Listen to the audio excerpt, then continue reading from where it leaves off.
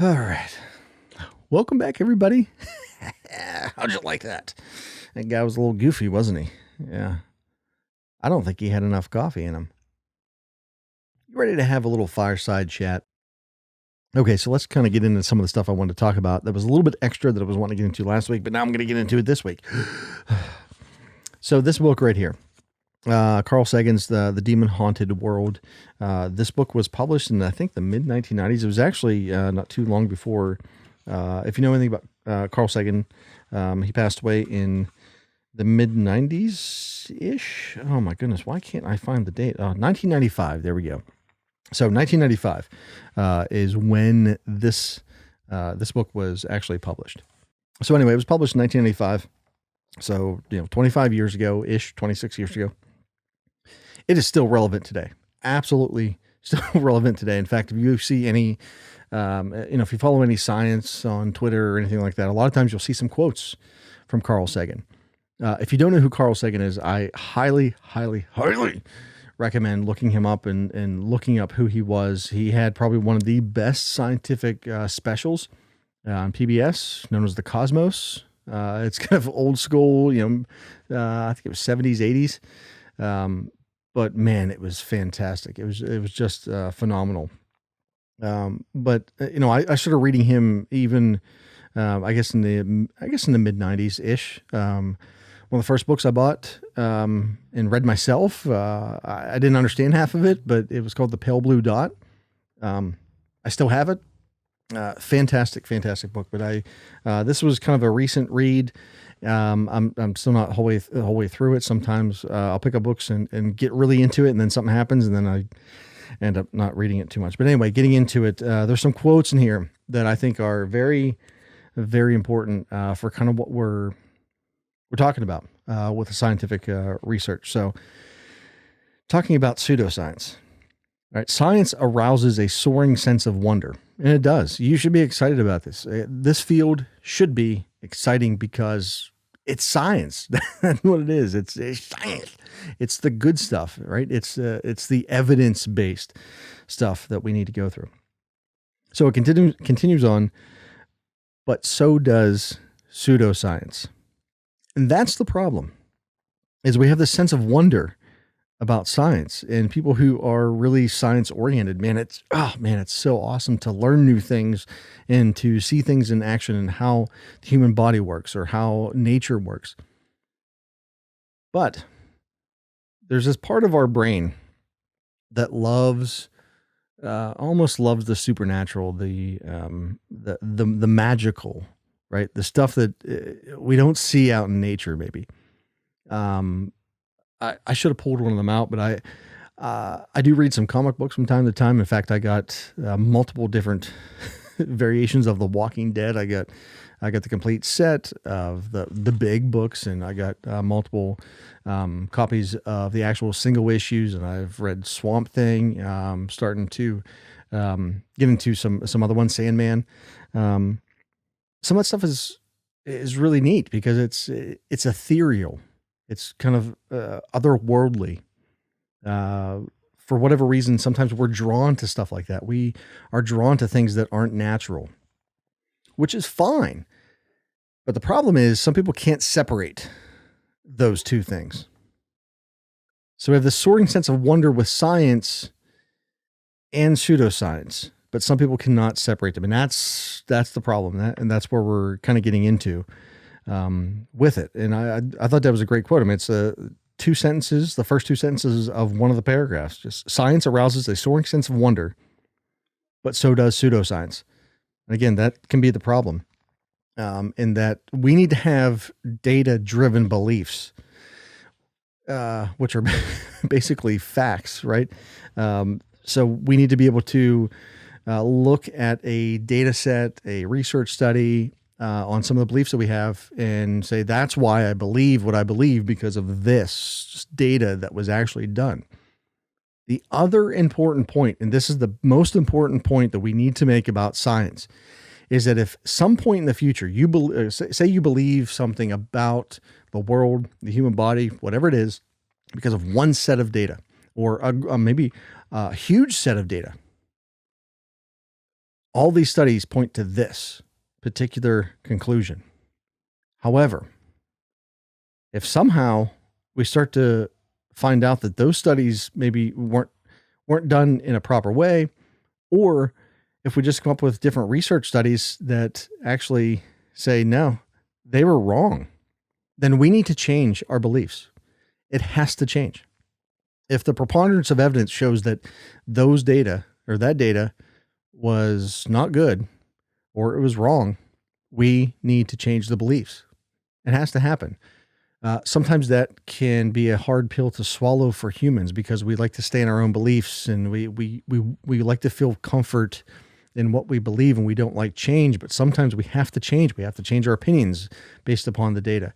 That's the most important point. You can kind of see where I'm going with this with some of the stuff that's happened in the past year. Sorry. Oh my goodness. So he does go on to say too, pseudoscience is easier to contrive than science because distracting confrontations with reality where we cannot control the outcome of comparison are more readily avoided. So again, we're able to come up with conclusions easier. That's where conspiracy theories come from. They make sense. People can start to put these little pieces together and they start to look like they make sense, but they maybe actually don't make sense when you actually look at the real scientific data put upon it, or actually sometimes even just think about how the world actually works from that. Sometimes they can't come up with any type of hardcore evidence to show that their beliefs or their conclusions are actually real. If you want an example of that, you can just look up anything about the 9/11 truthers. Yeah, I actually went there. 9/11 truthers. A lot of the people who are trying to make these points about different conspiracies about 9/11, inside job, and how the buildings fell and all that kind of stuff. I mean, 9/11 is going to be happening here. What is this? This is so beginning of September. So it's going to be here in a couple weeks, or week and a half or so. So this is on my mind. It's always on my mind because I was a senior in high school when 9/11 happened. And then a few years later, the conspiracy theories just ramped up and they have not really stopped. I don't know if they've slowed down any, but there's a lot of false information in those types of things. There's also an importance too that we about the false information creeping its way into health. We see it all the time. And I'm just not talking about COVID. We'll get into that here in a minute. But if you look at an entire industry set up for weight loss, wow, there was a lot of misinformation there. One, let's look at the data in terms of losing weight. It is just based upon calories in versus calories out. That's it. Pure and simple. If you bring in more calories to your body than you expel or burn, you're going to gain weight. If that is the same, you're not going to gain weight. You're not going to lose weight. If you expend more calories than you bring in, you will lose weight. That's all it is. Simple as that. Now, there are some supplements that say, oh, you can lose weight and do all this other stuff and lose weight without exercise and this and that. Sometimes it's simply just some form of a stimulant like caffeine. Could be an energy drink, usually a lot of caffeine in there. And sometimes these supplements can be dangerous. Sometimes they're not even doing what they say they're going to do. And they put out this information that is completely false. Exercise routines. Kind of the same thing with the supplements, not just necessarily exercise routines, because any type of physical activity or exercise is going to burn some calories and train the body in some way, some form or fashion. But exercise equipment, back in the 90s, even like the 80s and 90s, is kind of when a lot of the infomercials started to pop up, where there was a lot of pieces of weight training equipment or weightlifting equipment. Ab machines were big. They still kind of are. You still see some of the stuff. The shake weight's probably the most recent one, not necessarily an ab machine, but a piece of equipment that sold a ton of units and made people lots and lots of money, but didn't necessarily, I mean, it's just one little thing where you're just shaking it. That's, yeah, you're burning some calories, but what are you actually training? What are you actually toning? And speaking of toning, a lot of the ab machines say that, oh, we're going to get a washboard stomach. You do this exercise and you use this piece of equipment, twice a day or once a day for 3 days a week or whatever. There is no such thing as spot reduction. And that's what the whole industry around the ab machines was built around mostly, was that if you train the abs, if you do ab exercises, you will lose fat that is sitting on top of the abs, the subcutaneous fat tissue. Absolute nonsense. That cannot happen. When you burn calories all over your body. You pull it from different parts of the body and you're able to use that fat from different areas. So the whole idea of spot reduction is absolutely nonsense. Again, does not happen. So poor exercise machines, people wasting their money on this stuff. The ab belts, absolute garbage as well. They don't they could contract the muscles. The ones that are electronically stimulated, almost like a TENS machine, those can contract the muscles, but they're not actually building the muscles, and you're not actually losing weight in the abs at that particular time. When you lose weight, when you lose fat mass, you are losing it all over the body. So some dangerous dietary habits as well. Some of the like South Beach like drinks and stuff like that is basically just trying to clear out your intestines, get rid of the bad stuff or cleanse you. There's nothing to cleanse. You have bacteria in your body. You have bacteria in your gut. It's actually good. It helps break down some of the fiber. Some of the cleansing stuff is absolute nonsense. Now, some of the stuff may or may not be harmful, but it's a waste of money.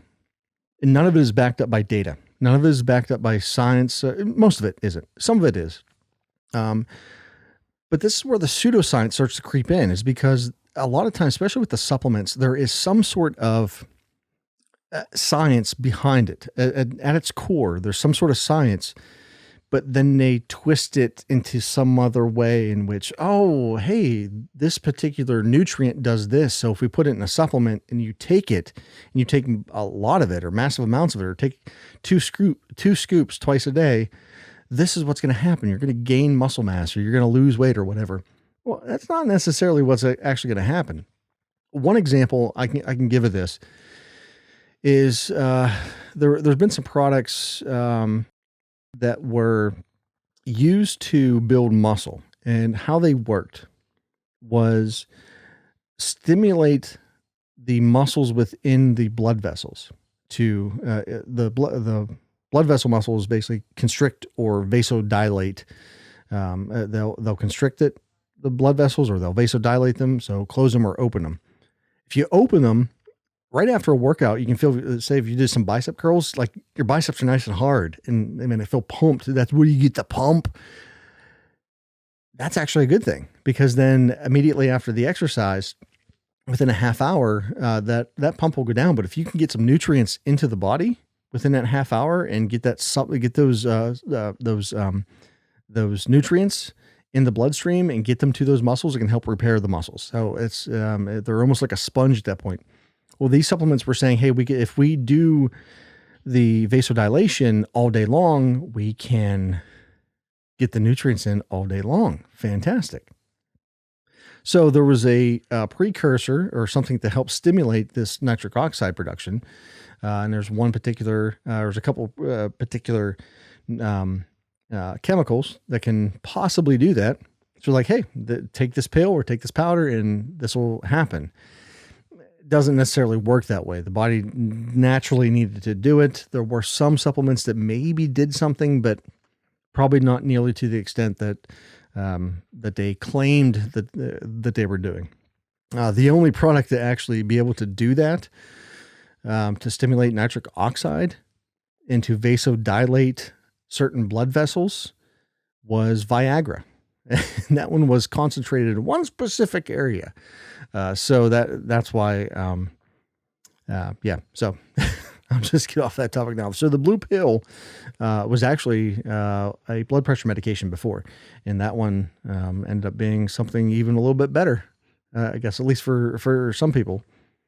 Okay, so let's get into a little bit of tough talk.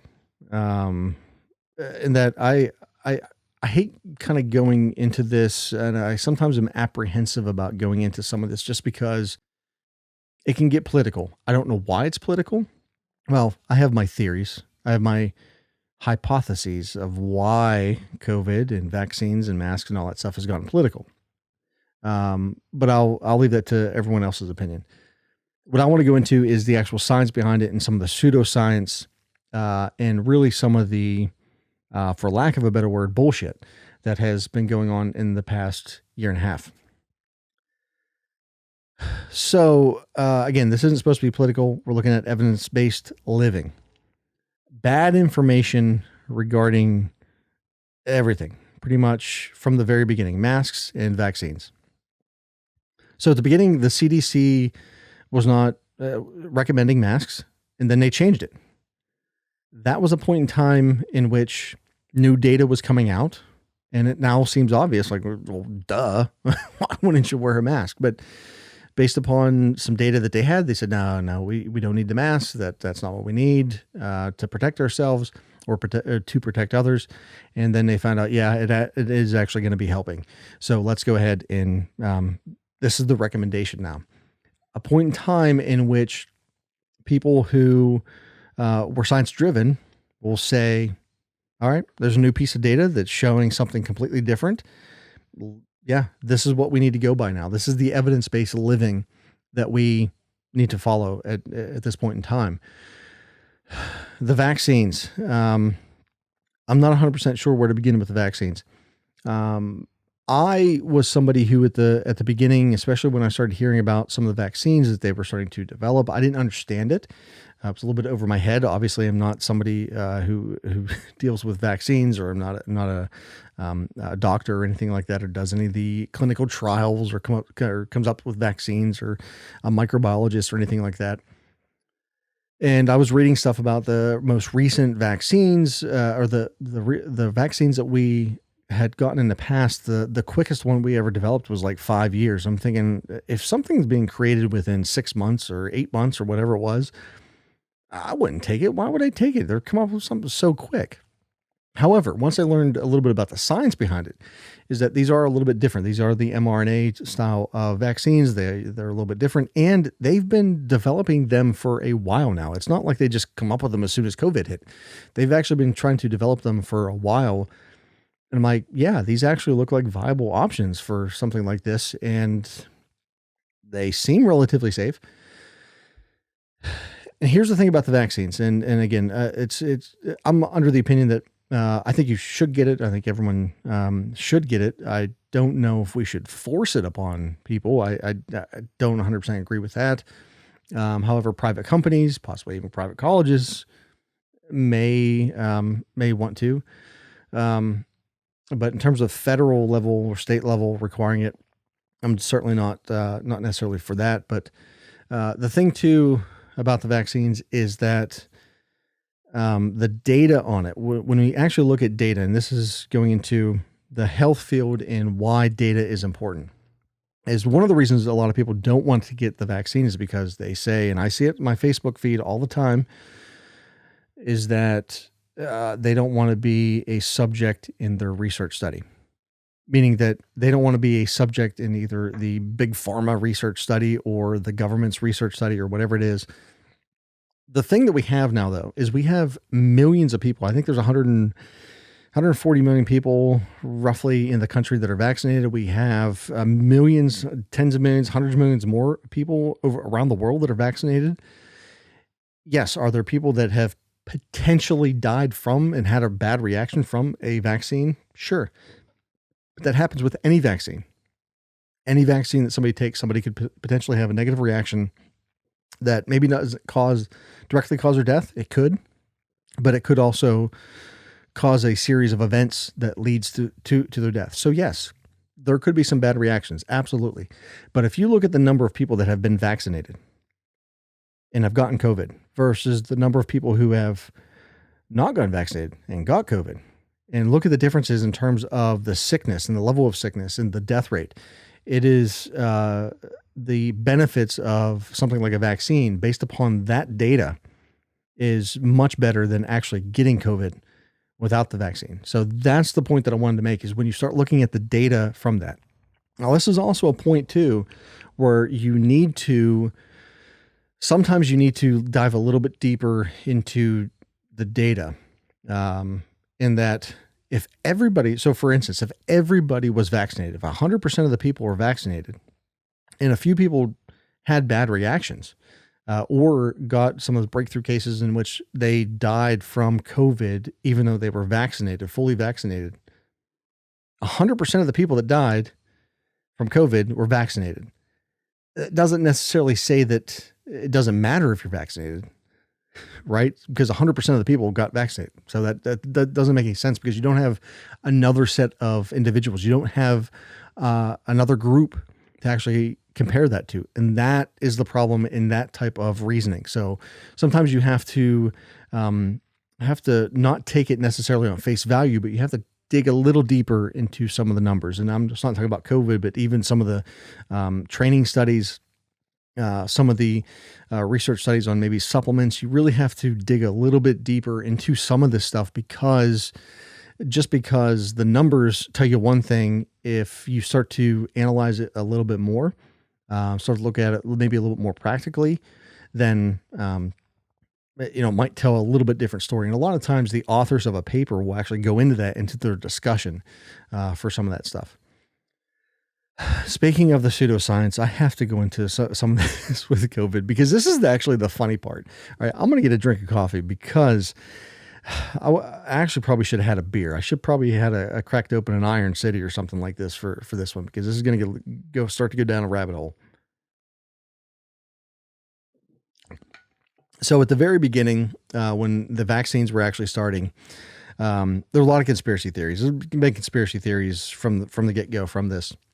Most of the time, those conspiracy theories, it doesn't take more than just a simple Google search to show that they're absolute nonsense, such as the 5G, right? It seemed like every stupid post I seen on Facebook was talking about the 5G towers and what's going to happen with the vaccines is there's going to be some sort of tracking device. There's going to be some sort of monitor or whatever it is that's in the vaccine that's going to be injected in your body. And the 5G towers are going to track you and all this stuff. And the 5G towers were being camouflaged by pine trees or something. And maybe they were, but it probably had, but no, just didn't probably. It had nothing to do with the vaccines.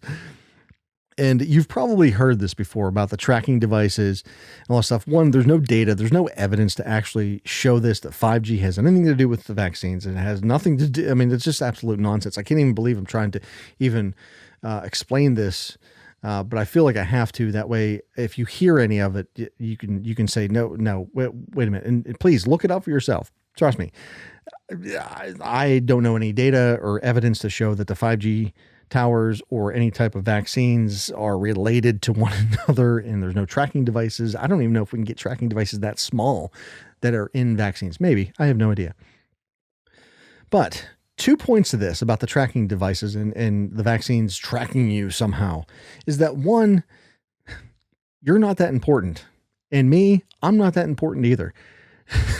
I don't think the government really cares that I'm here making a video talking about this. Maybe YouTube does, because I'm sure it'll go through its little process and me talking about COVID and all that stuff, and it'll flag it and it'll bring up some information or something like that about COVID research and all that stuff. But and that's fine. But nobody's really that important. There might be some people that the government wants to track, but they're probably already tracking them anyway in other means. The other thing too, if they wanted to track you, they probably already are. Your cell phone is probably the best tracking device that you could ever have. I mean, even if you take off and turn off the tracking option, it can still track you. Pure and simple.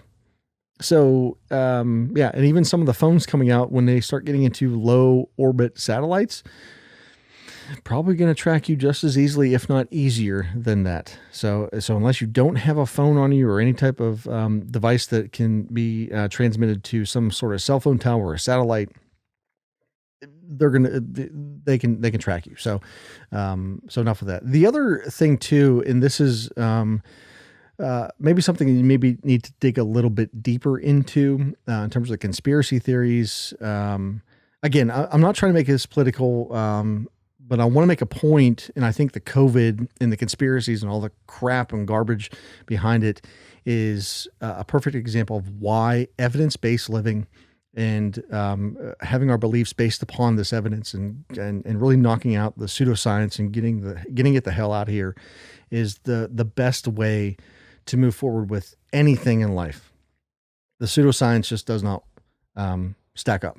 So, in fact, a lot of times it can be dangerous, such as in this case. So the vaccine, because it has the description of an mRNA vaccine, some people translate that into that it will change the DNA makeup or some sort of change in the DNA or mutation, which no, that's not how it works. Again, a simple, and I'm sure there's videos out there of maybe animations showing how it actually works.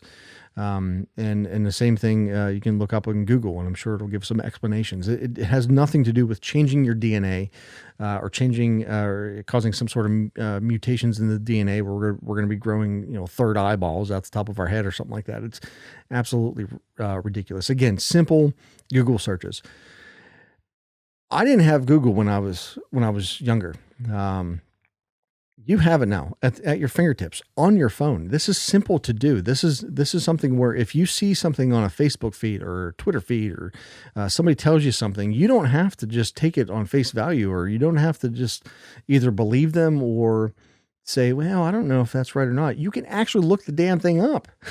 Look it up. If they say, oh no, these people say that this actually happens when you inject the vaccine and the tracking devices, you can actually look that up. This is not that hard. We have all the information we need at the fingertips. The problem is getting the right data and the right evidence for this. And that is the next point I want to make, is where do you get your sources? This one can be a little bit strange sometimes, because there are sometimes good sources that have a good track record that can put out some very false and very poor and sometimes dangerous information. But then there's sometimes too where possibly even people that I guess like me, that if they have just a YouTube channel or something like that, they could put out false information at the time, or what seems like false information, but ends up being correct. Sometimes that's more just kind of luck than anything. But finding where to actually get this information from is important. Sometimes it's just not one source. You need to vet that source. And that's the most important point that I could probably make about this, is that if you find something, if you see maybe an article, even if it's written by, maybe it's in a journal, or maybe it is in a well-respected newspaper or magazine or whatever it is, but website, or somebody prominent said something, back it up somewhere, or try to vet it somehow. Try to look up other data that was done, or see if you can find any other evidence to support what they said or what was written down. That's the most important thing. It's almost like a reporter, an investigative reporter. That's what they need to do. Sometimes they only get information from one source, but sometimes that can be dangerous. If they only get it from one source, sometimes that source can be wrong, or they can be lying. They can be deliberately manipulating. So trying to get the information from certain sources is going to be important here, and trying to figure out which ones are the better sources to get it from. In our field, the textbooks in general are going to be good sources, and also the research journals are going to be good as well. But the point of all of this too, or like kind of the summarization of this, is that understanding what the point of research is.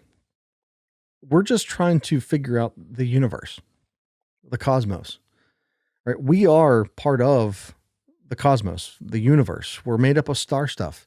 We are the universe understanding itself and discovering itself. And there could be other beings out there too that are intelligent and understand the universe and understand the research, the scientific method, and they could be more advanced than us. They could be less advanced than us. They could be going through their own dark ages right now.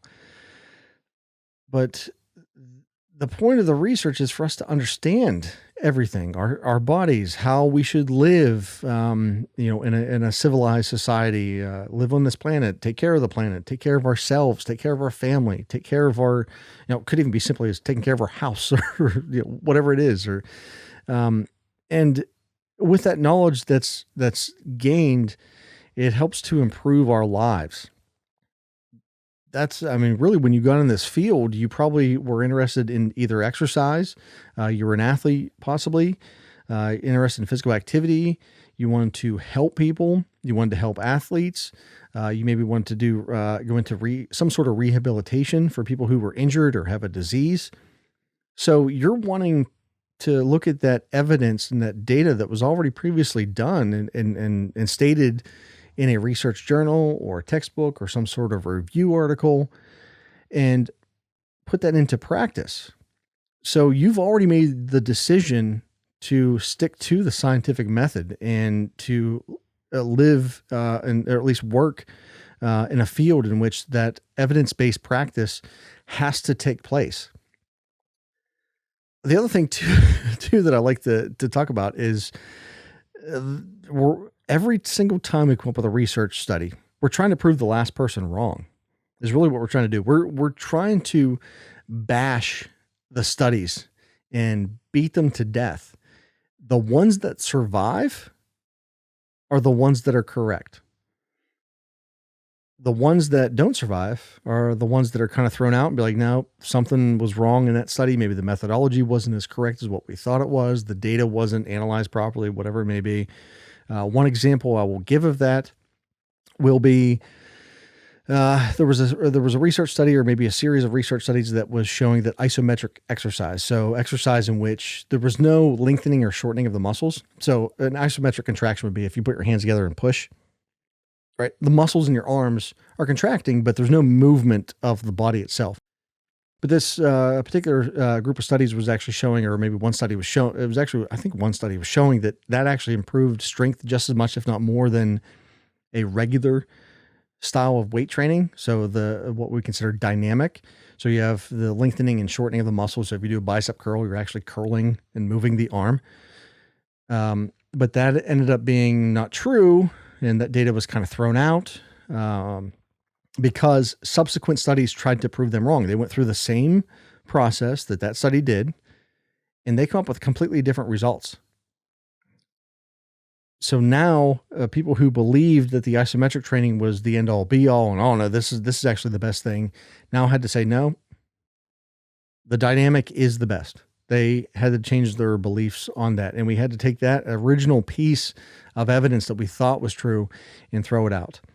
Sometimes the data changes, and that's the sucky part about science and the scientific method, is that some things that we thought we knew were wrong. And unfortunately, that happens. And sometimes it happens very quick, especially when research studies are coming out very, very quickly, such as with COVID in the past year and a half. The studies were being pumped out, one right after another. And sometimes data changed pretty dang quickly. And people got frustrated with that, but that's how science works. And yeah, it's tough to keep up with sometimes, especially if it's something that serious and it's happening that quickly. Unfortunately, that's what we have to do. We have to change quickly, and keep up with it. It isn't something that, changed over, a myriad of years or decades or something like that. We had to change it, within a day or two, or a week or so of, okay, last week they didn't require masks. Now they're requiring masks. And then they're saying, 3 foot distance or 6 foot distance. And now they're saying, something about vaccines. And now they're saying something else about vaccines, or whatever it may be. Okay. My coffee's about out. I hope that you got something from this. Yes, the last little part of it was a little bit of a ramble, but I hope you got something out of it. I guess it's more of like a podcast type of view, which I've thought about starting at times, and going through and talking about some of this stuff. But I hope you got something out of it. And again, I went into the COVID-19 stuff because it is relevant to research. That's the reason I went into it. Again, I'm not trying to be political about this because I know COVID has gotten political for some strange reason. It should be scientific, period. It shouldn't be left or right, Republican or Democrat. It should just be what is best for the individual and best for the population based upon the evidence that we have of either masks or social distancing or vaccines. And every time that there is a conspiracy theory and poor information and pseudoscience that is being put out there, we need to squash it. It needs to be taken out. Not to say that we should squash someone's free speech or that we should tell them to shut the hell up. Sometimes we might feel that way. But if you come across something that somebody says, and this is what I'll leave you with. If you come across something that somebody says and you look it up, say they have maybe some theory about the vaccines or the maybe mask or something like that, and you look it up and you try to say, are they right or are they wrong? And you get all of this evidence together, and then you come back to them and comment and say, hey, no, this is what I found. Here's another source or other few sources that are actually saying that this isn't correct. This isn't, this, I think what you said might be bad information. What do you think about this? I think once we start having conversations like that versus, calling somebody names or saying, oh, are you stupid Republican or you stupid Democrat or this and that tends to, I think, cause people to double down. If you present the science, present the evidence in a civil manner. Sometimes things can get a little heated. I understand that, but if you present it in a civil manner, I think we could be much further ahead in all of this. Just not the COVID, but also in health information. I've even seen this on Instagram with health accounts. Where people were promoting exercise and possibly even supplements or whatever.